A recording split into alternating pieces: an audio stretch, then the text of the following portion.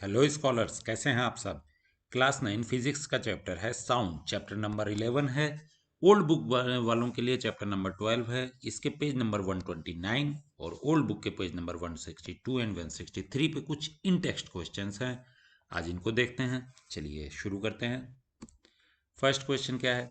How does this sound produce bye a vibrating object in a medium reach your year? कोई एक vibrating object है, उससे जो sound produce हो रही है वो मीडियम के थ्रू आपके कान तक कैसे पहुंचती है। देखिए कुछ, चलिए इस क्वेश्चन का तो आंसर जानेंगे ही, इस क्वेश्चन के थ्रू कुछ और चीजें भी जान लेते हैं। सबसे पहले क्या है वाइब्रेटिंग ऑब्जेक्ट? तो एक चीज ये जान लीजिए कि जितने भी साउंड प्रोड्यूस होते हैं वो सब वाइब्रेशन के ही थ्रू होते हैं, वाइब्रेटिंग ऑब्जेक्ट्स के थ्रू होते हैं। दूसरा, इन अ मीडियम, मीडियम वर्ड आ गया। तो साउंड को ट्रेवल करने के लिए हमेशा एक मीडियम की जरूरत होती है। ओके, तो ये इस क्वेश्चन से रिलेटेड नहीं था, बट थोड़ा सा कॉन्सेप्ट क्लियर करने के लिए बता दिया। चलिए अब आंसर देखते हैं इस क्वेश्चन का। Sound is produced when a vibrating object disturbs surrounding air molecules, creating compression and rarefaction. Compression and rarefaction are the high pressure and low pressure regions respectively. These pressure changes propagate as wave through the air and reaches our ear. ये answer तो लिख लिया, अब इसको समझेंगे कैसे। देखिए आपके टेक्स्ट बुक में ही ये फिगर दिया हुआ है, इसमें एक ट्यूनिंग फॉक लिया हुआ है। इस ट्यूनिंग फॉक को आप क्या करते हैं, ये आपके स्कूल की लैब में मिल जाएगा। आप इसको किसी रबड़ पैड पे मारते हैं तो क्या होता है, इसकी ये जो आर्म है, ये आर्म जो है वाइब्रेट होना शुरू हो जाती है। ये जो आर्म है ये वाइब्रेट होती है। वाइब्रेट होगी तो क्या होगा, एक बार ये इस डायरेक्शन में आएगी और एक बार ये इस डायरेक्शन में आएगी। तो जब ये इस डायरेक्शन में आ रही, जो ये डॉट डॉट बने हुए ना ऐसे जा रही, तब ये जो यहाँ की एयर थी, एयर मॉलिक्यूल्स थे यहाँ के, इसको इसने कंप्रेस किया। ओके, जो वर्ड आया था, ये डिस्टर्ब करती है सराउंडिंग एयर मॉलिक्यूल्स को, ये सराउंडिंग एयर मॉलिक्यूल्स को डिस्टर्ब किया, जिससे क्या हुआ, creating compression and rarefaction. तो जब ये आर्म इस साइड में आई तो यहाँ कंप्रेशन क्रिएट किया इसने। ओके, मतलब हवा कंप्रेस हो गई, मॉलिक्यूल्स को जगह कम मिली और वो मॉलिक्यूल्स वहीं पर कंप्रेस हो गए। अब यही आर्म जब वापस अपनी पोजीशन से बैकवर्ड जा रही, इस साइड आ रही है, तब क्या होगा, हवा को स्पेस मिल जाएगा। तब ये जो एरिया आप देख रहे हो रेयर फ्रैक्शन, ये रेयर फ्रैक्शन यहीं पे क्रिएट होगा। अभी फिगर में आपको दूर दिख रहा है, बट मैं समझाता हूं कि क्यों दूर दिखाया हुआ। नीचे एक वर्ड पढ़िए, ये सेंटेंस पढ़िए, a vibrating object creating a series of compressions and rarefaction in the medium. Means ये एक सीरीज टाइप की जनरेट होती है। ये जो कंप्रेशन जब क्रिएट हुआ था, जब आर्म इस साइड थी, तब ये जो कंप्रेशन क्रिएट हुआ था, ये कंप्रेशन क्या करेगा, ये एयर मॉलिक्यूल्स अपने डिस्टरबेंस को पास वाले एयर मॉलिक्यूल्स पे शिफ्ट कर देंगे। मींस ये कंप्रेशन आगे शिफ्ट हो जाएगा, ऐसे ही फर्दर ये और आगे शिफ्ट होता चला जाएगा। अब ये कंप्रेशन आगे शिफ्ट होता जा रहा है। अब कंप्रेशन के पीछे क्या होगा, कंप्रेशन के पीछे जब ये आर्म इस साइड आएगी तो ये रेयर फ्रैक्शन वाला जो पोर्शन दिख रहा है, ये रेयर फ्रैक्शन यहीं पे डेवलप होगा। अब यही रेयर फ्रैक्शन भी फर्दर आगे बढ़ता जाएगा। ओके, जैसे ही रेयर फ्रैक्शन आगे बढ़ेगा उसके पीछे फिर कंप्रेशन क्रिएट होगा, कंप्रेशन आगे बढ़ेगा उसके पीछे फिर रेयर फ्रैक्शन क्रिएट होगा।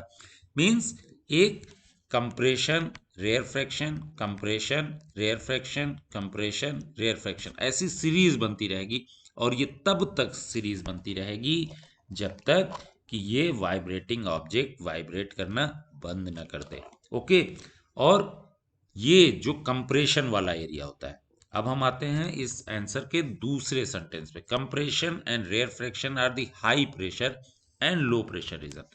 जहां पर कंप्रेस्ड है एयर, उसको हम हाई प्रेशर बोलते हैं, high pressure region.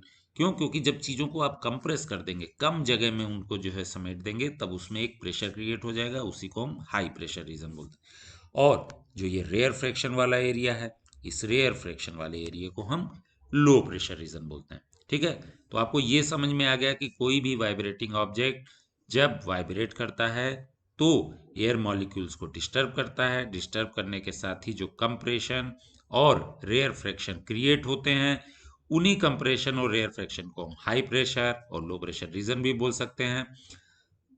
High pressure और लो प्रेशर रीजन मीन्स क्या हो गया, प्रेशर चेंज हो रहे हैं ना, ठीक है।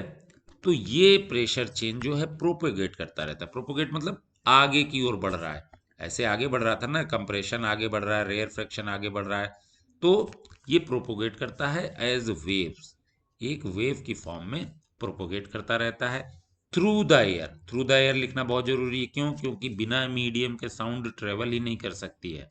तो ये प्रेशर चेंज जो है ये प्रोपोगेट कर रहा है वेव की फॉर्म में through the air and reach our year, और हमारे कानों तक पहुंच जाता है। फिर कान उसको कैसे सुनते हैं वो एक डिफरेंट टॉपिक है, बट अभी क्वेश्चन में ये था कि आपके कानों तक कैसे पहुंच रहे हैं वाइब्रेटिंग ऑब्जेक्ट की sound.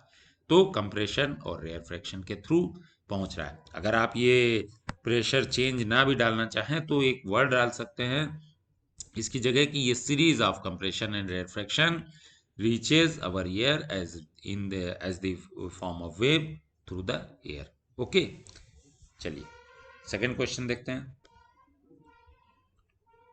Question number 2, explain how sound is produced by your school bell. अब देखिए जो पहला क्वेश्चन था सेम क्वेश्चन वही है, बस इसमें क्या पूछा है कि ये साउंड प्रोड्यूस कैसे हो रही है, और उसमें हमने क्या देखा था, साउंड ट्रेवल कैसे कर रही है। तो जिस तरीके से साउंड ट्रेवल कर रही है उसी तरीके से प्रोड्यूस हो रही है। चलिए आंसर को देखते हैं तब समझते हैं। A school bell typically produces sound through mechanical vibration. Mechanical vibration का मतलब क्या हुआ, जो भी आपकी बेल थी, स्कूल बेल थी, एक इस तरीके का एक बड़ी सी बेल थी और इसको एक रस्सी के थ्रू लटकाया हुआ था। इस पे एक हैमर टाइप का जो है उससे हमने टक्कर मारी। टक्कर मारी तो क्या होगा, ये बेल जो है वाइब्रेट करने लगेगी, ठीक है। इसी वाइब्रेशन को हम मैकेनिकल वाइब्रेशन बोल रहे हैं। Okay, when the hammer strikes the gong of the bell, the surrounding air get disturbed due to the vibration of the bell and create compression and rarefaction। अब इसके बाद का आंसर देखिए आपके पहले क्वेश्चन से मैच होने लगा। जैसे ही आपने इसको मारा ये वाइब्रेट करना शुरू हुआ, वाइब्रेट करते ही क्या करेगा, जो आसपास की एयर है उसको डिस्टर्ब करेगा। डिस्टर्ब करेगा तो उसकी वजह से कंप्रेशन और रेयर फ्रैक्शन डेवलप होंगे। अब ये कंप्रेशन और रेयर फ्रैक्शन क्या है, these compression and rarefaction travel in the medium in the form of sound wave. यही कंप्रेशन और रेयर फ्रैक्शन है जो है, ये जो मीडियम है, मीडियम क्या है, यहाँ एयर है, एयर में साउंड वेव की फॉर्म में ट्रेवल कर रहे हैं, और यही साउंड है। हाउ साउंड इज प्रोड्यूस, यही वेव जो है, दिस इज द साउंड जो हमारे जब कानों तक पहुंचती है तो हम उसको सुनते हैं। ओके, क्वेश्चन नंबर 3 क्या है, why are sound waves called mechanical wave. देखिए साउंड वेव्स को हम मैकेनिकल वेव्स भी बोलते हैं, लेकिन क्यों बोलते हैं, चलिए आंसर देखते हैं।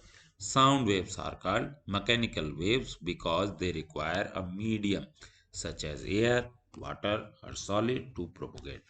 इन a mechanical wave energy is transferred through the motion of particle in the medium. अब ये सेकेंड लाइन अगर आपको याद रहे तो लिख दीजिएगा, नहीं याद रहे एग्जाम में अगर आए तो नहीं भी लिखिएगा, आपके क्वेश्चन का आंसर फर्स्ट लाइन में ही कंप्लीट हो गया। इसका मतलब आप समझ ही गए होंगे, साउंड वेव्स जो हैं उनको ट्रेवल करने के लिए किसी न किसी मीडियम की रिक्वायरमेंट होती ही होती है।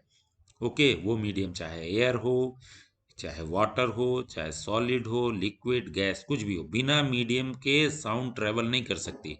अगर आप स्पेस में चले जाएंगे वहाँ कोई मीडियम नहीं है, कोई एयर नहीं है, तो वहाँ साउंड ट्रेवल नहीं करेगी। ओके, साउंड को ट्रेवल करने के लिए या प्रोपोगेट करने के लिए एक मीडियम की ज़रूरत होती है, और जिन वेव्स को प्रोपोगेशन के लिए मीडियम की रिक्वायरमेंट होती है वो वेव्स मैकेनिकल वेव्स कहलाती हैं। क्वेश्चन आपका क्या था कि ये मैकेनिकल वेव क्यों है, क्योंकि मैकेनिकल वेव्स को ट्रेवल करने के लिए, प्रोपोगेट करने के लिए एक मीडियम चाहिए। बिना मीडियम के मैकेनिकल जो वेव ट्रेवल नहीं कर पाती हैं उनको हम मैकेनिकल वेव नहीं बोलेंगे, जो मीडियम के थ्रू ही ट्रेवल होती हैं उनको हम मैकेनिकल वेव्स बोलेंगे। क्वेश्चन नंबर 4 क्या है, suppose you and your friend are on the moon will you be able to hear any sound produce by your friend. अब क्वेश्चन नंबर 3 से रिलेट करिएगा। आप और आपका एक फ्रेंड मून पे पहुंच गए, ठीक है, और वहां एक दूसरे से बात करने की कोशिश कर रहे हैं, क्या आप आवाज सुन पाएंगे? No, I would not be able to hear any sound produce by my friend on the moon. Sound requires a medium such as air to propagate, and such as air मैंने लिखा है, आप air, water, gas, liquid, solid, gas ये भी लिख सकते हैं। And the moon has no atmosphere, moon पे कोई एटमॉस्फेयर नहीं है, ये आपको पता है। Without a medium to carry the sound wave there would be no transmission of sound between me and my friend. जब तक कोई मीडियम नहीं होगा, साउंड वेव ट्रेवल नहीं करेंगी तो आप उसको सुन नहीं पाओगे। हाँ, अगर एक वायर के थ्रू आप अगर कुछ बोलोगे तो इस वायर के थ्रू साउंड ट्रेवल कर सकती है, ये एक सॉलिड हो गया, और उसको आप कान में लगाएंगे तो शायद सुन सकते हैं। और उसको भी सुनने के लिए क्या है कि जो आपके सूट होता है, यहाँ पर जो स्पेस में सूट पहनते हैं, उसके अंदर क्या होती है, उस सूट में एक हेलमेट टाइप का जो दिखता है आपको, उसके अंदर में गैस रहती है। तो जब ये वायर उस गैस तक कनेक्ट होगा तो वायर के थ्रू ट्रेवल होने के बाद इस गैस के थ्रू ट्रेवल होके आपकी ईयर में जाएगी, तभी आप उसको सुन पाएंगे, वरना नहीं सुन पाएंगे। ओके, चलिए इस इन टेक्स्ट पे कुछ यही 4 क्वेश्चंस थे। मिलेंगे नेक्स्ट वीडियो में और इस चैप्टर के इन टेक्स्ट क्वेश्चंस को देखेंगे। Till then, bye.